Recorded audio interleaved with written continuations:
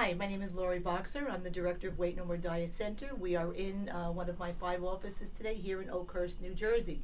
I wanted to talk to you today about water and the necessity for water, because one of the things that we hear so often from our clients is, I don't want to drink the water, I can't stand the water, I can't get all the water in it. So I want to go over why this is so important. The human body is 70% water.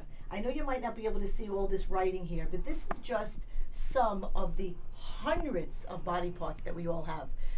Eyes, ears, nose, throat, teeth, mouth, gums, every part of you, your skin, your muscles, your bones, every process of the body, digestion, blood flow, every part of your body needs water to function, and we are 70% water, okay?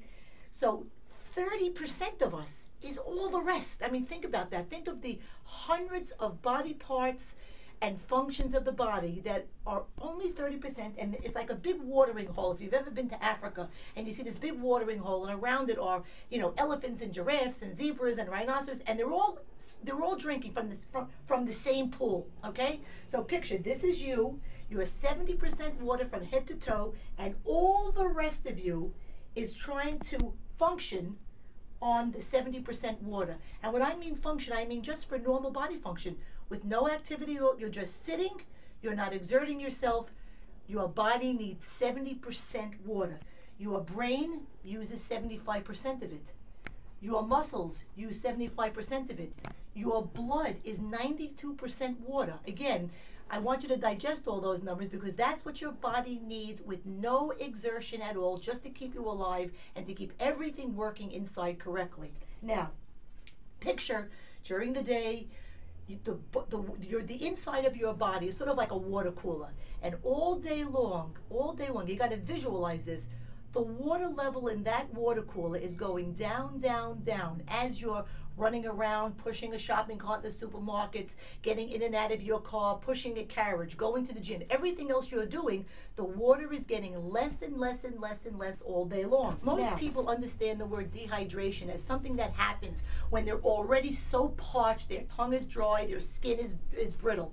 Actually, dehydration starts in the body way before you get to that sensation.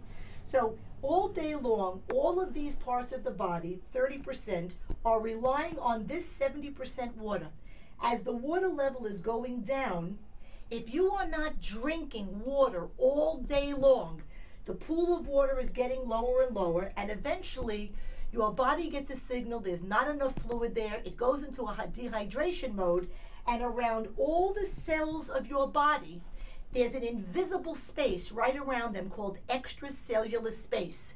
And that's where the body starts going to store any amount of water it can find anywhere to try to prevent you from going into total dehydration. So picture, if you will, you're in the middle of a tube in your swimming pool. There's a tube around you that's filling up with water.